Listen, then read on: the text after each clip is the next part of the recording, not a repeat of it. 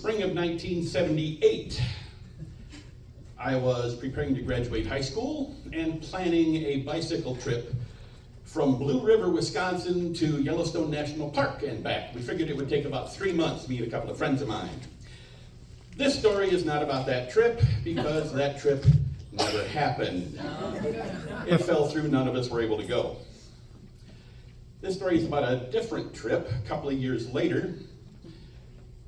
Blue River, Wisconsin, early 80s. Blue River, a town of 356 people.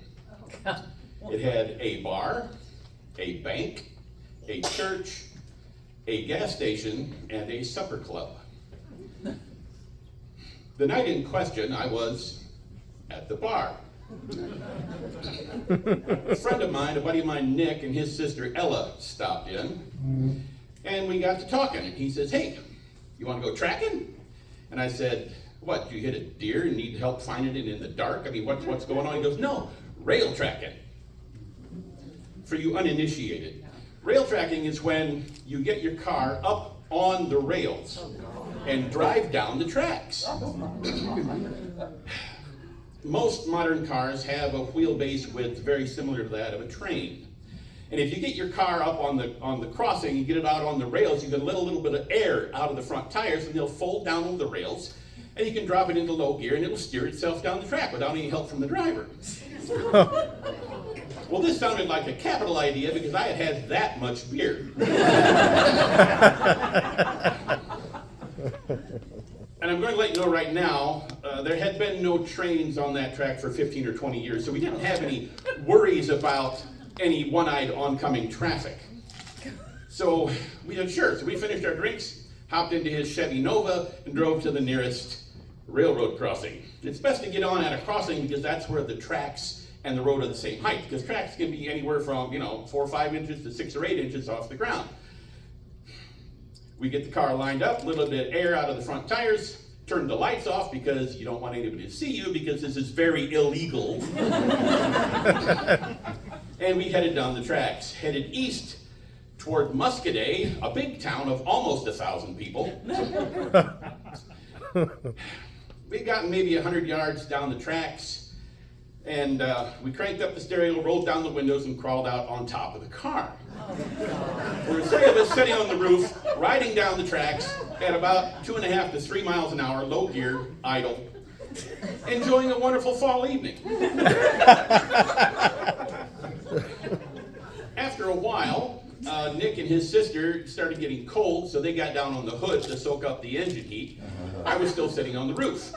We go across the Blue River, which is what Blue River was named for. Actually, they're at the point where the tracks cross the river, there's an island. So you go across a trestle onto the island, across another trestle, back on the other side of the river. So we're just, floating along in a nice evening, enjoying the music and watching the countryside go by. And we decided we probably should go back. It's getting late. We don't have any beer. So instead of tracking all the way to Muscadet, which is 7 miles, we'd maybe made 2.5, 3 miles. We figured it would be better to just stop, back up, and track back into Blue River. So Nick does his best Bo Duke imitation and slides in the car, slowly brakes to a stop, puts it in reverse, and we start tracking backwards into Blue River. We go across the first trestle, and it was at this point that we suddenly realized that the back wheels don't steer. The back wheels come off the tracks, the front wheels whip a quick 90. Nick and Ella are sitting on the hood, they get thrown off onto the tracks. Oh. Ella has her elbow run over by the front tire. Oh. I am hanging on for dear life on the roof of the car. The car is now parallel to the tracks, bouncing through the grass, through a barbed wire fence towards the riverbank. Once everything stopped, we realized we were in a bit of a predicament. The back of the car is hanging off over the riverbank. So we get Ella in the driver's seat, Nick and I get behind it and below it and push and shove and push, and we're finally able to get the back tires to grip, and we're able to get back up to the tracks. and we're able to get over one rail, but we can't get up on the rails. So we bumpity bump across the ties to the trestle. Now, I don't know if you know this, but the ties on a trestle are much farther apart than those on the ground. I don't know why, but I do know it is a fact.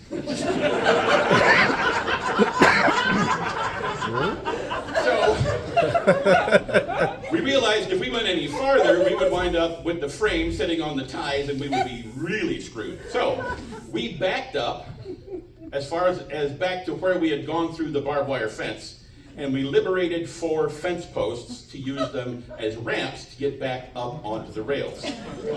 This took about an hour, but eventually we were able to finally get back up on the rails. We tracked back into Blue River, went to the bar to celebrate our survival. And the guy that we graduated high school with walks in and he says, "Why are you guys so happy?" So we told him the story. He says, "I don't believe it." So the 4 of us got back in the car, got back into the railroad crossing, and this time we went west, away from the river. We might be dumb, but we're not stupid. There was no danger in that trip, although we almost hit a skunk and a deer, but that's another story. When we proved to him that it could be done, we went back to the bar, but that's not the end of the story. The next morning, as I was getting up and getting dressed to go milk cows, I noticed a small 3-cornered tear in my blue jeans, right at the bottom of my zipper.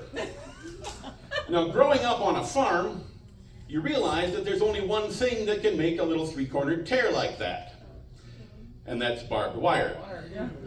And then it hit me. As I was on the roof of the car, going through the barbed wire fence, the barbed wire went between me and the roof of the car. I was nearly singing soprano. What's the moral of the story? Maybe it's that, hey, we're just fortunate not to get killed doing stupid stuff when we're young. Maybe the moral of the story is, don't back the up. stories there is that. Maybe the moral of the story is that the trips that you don't take can turn into trips that you do take and turn into a halfway decent story. Regardless of the moral. I'm just very thankful that I'm not up here saying to you tonight, "Thank you so much."